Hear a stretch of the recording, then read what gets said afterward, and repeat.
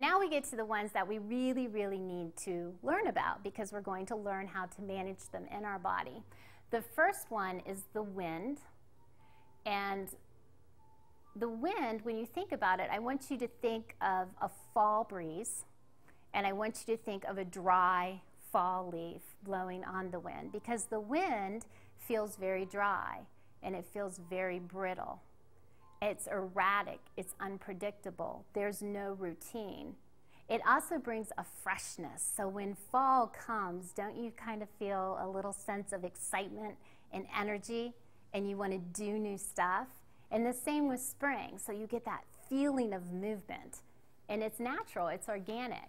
In your mind and in your body, it's anything that's moving. So in your mind, it is your thoughts. When you're thinking, that's the wind in your mind. When you are eliminating, the act of pushing out of your body, that moving action, that's the action of wind. The circulation in your body is the wind. The nerve impulses in your body is the wind. When you are speaking, you are using the wind to speak. And when you're swallowing. Any questions on the wind? Okay.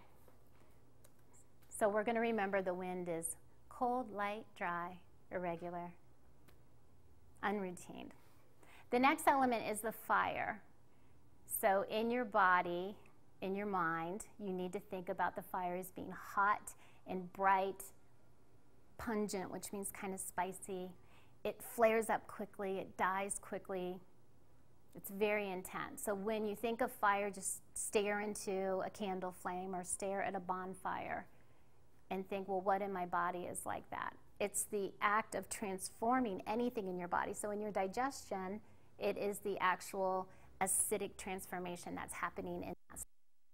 In your mind, it's the process of discernment. So when you're thinking about a problem and just thinking about it, that's the wind. But when you're assessing the data, when you're pulling things together, that's the fire. And that's that process of being intense and being able to pick through information and being able to spit something out that's more precise. It's a very direct energy. Okay, and then the last one we need to learn about is the earth. So the earth, when you think of the earth, I want you to think of a cool forest, and I want you to think of a boulder sitting in the middle of that forest, and I want you to think it's covered in moss, and maybe there's a little puddle of water around it. That is what the earth feels like in your body. It's heavy, it's dense, it's cool, it's very strong, very stable. It doesn't move, it doesn't have any desire to move, but once you get it moving, it really, really, really forcefully moves and has a lot of momentum, right? Yeah. So in your body, it's your physical structure.